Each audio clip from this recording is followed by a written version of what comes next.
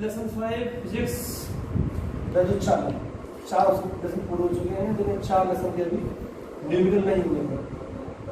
जब 6 लेसन पूरे हो जाएंगे, एनसीईआरटी के 3 लेसन हो जाएंगे, तो लेसन नंबर 1 से शुरू करेंगे दोबारा वीडियो में न्यूमेरिकल्स।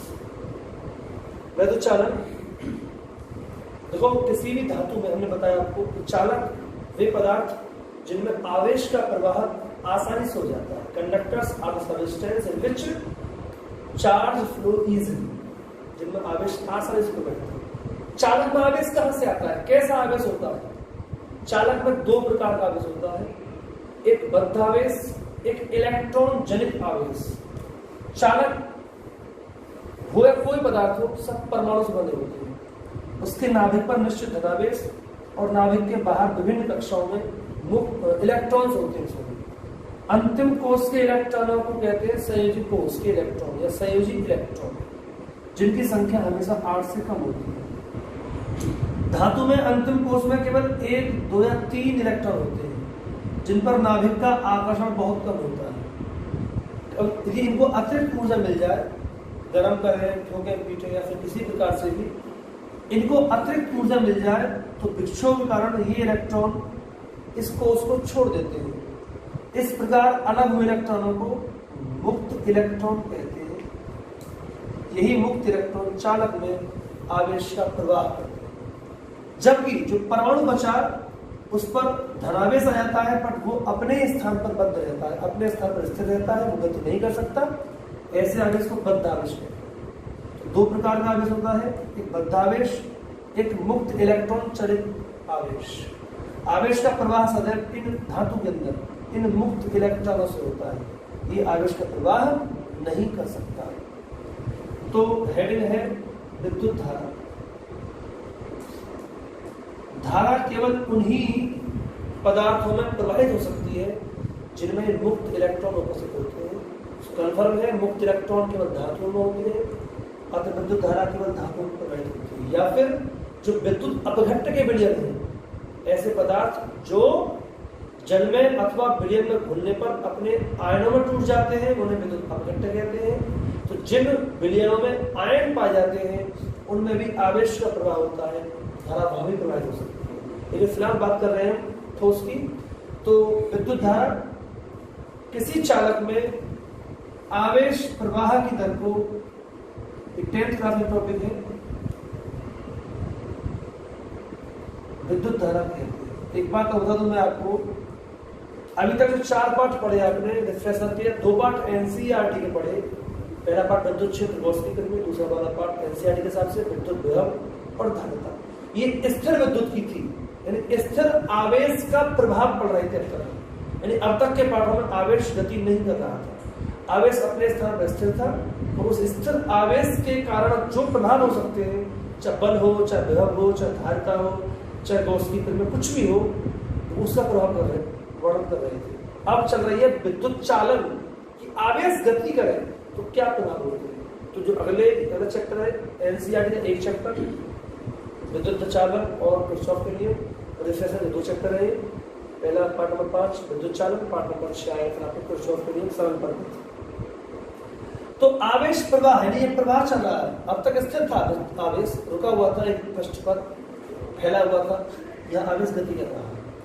आवेश प्रवाह की दर को विद्युत धारा कहते हैं। इलेक्ट्रिक करंट I = आवेश अपॉन समय। 1 सेकंड में जितना आवेश प्रवाहित होता है वो धारा कहलाता है। आवेश प्रति समय मात्रक आवेश का कूलाम प्रति समय का सेकंड, कूलाम प्रति सेकंड या एम्पियर, इसे रिप्रेजेंट करते हैं। विद्युत धारा एक मूल राशि है, तो इस हिसाब से इसका मात्रक एम्पियर मूल मात्रा होगा। आवेश प्रवाह की दर को विद्युत धारा कहते हैं। I = Q/T इसका मात्रक है।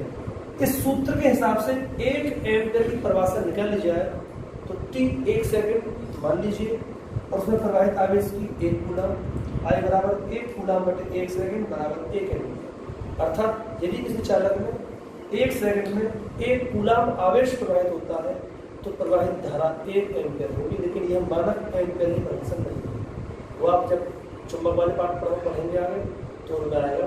माने m का परिभाषा, एक m की परिभाषा। मैं सूत्र A से ही रिप्रेजेंट करते हैं जो कि मूल मात्रा है।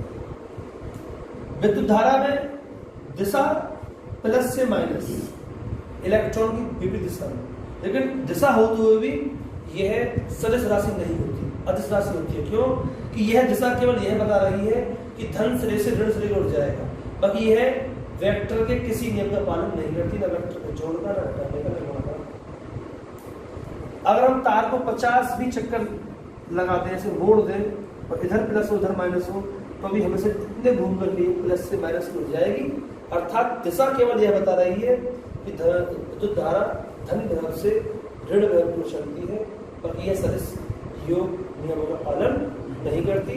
इसलिए विद्युत धारा अदिश राशि है, सदिश राशि नहीं है। अब एक में ये आता है धारा घनत्व,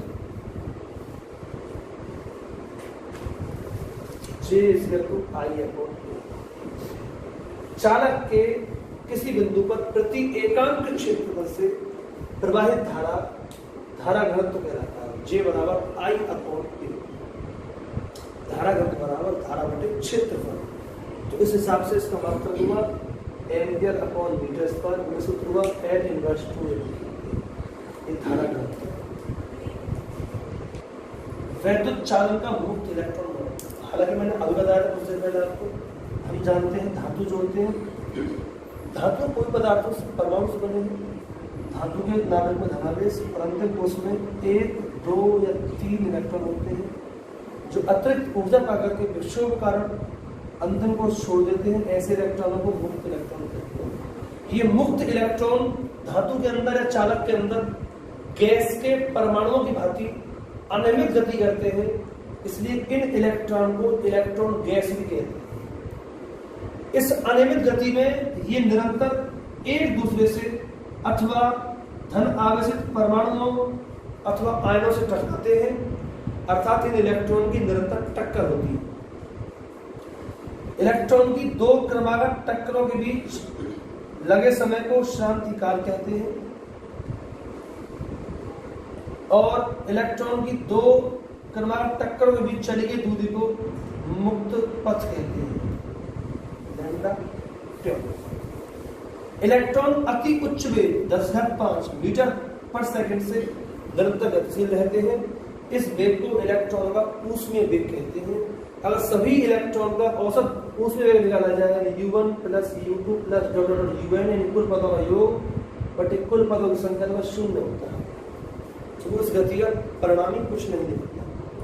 जब तक ये अनियमित गति करते हैं, इधर उधर घूमते टकराते हैं, तब तक इलेक्ट्रॉन चालक में कोई धारा प्रवाहित नहीं होती। अगर चालक के सिरों पर हम निश्चित विभव लगा दें तो मुक्त इलेक्ट्रॉन निम्न विभव वाले सिरे से उच्च विभव वाले सिरे की ओर एक निश्चित नियत वेग से गति करते हैं।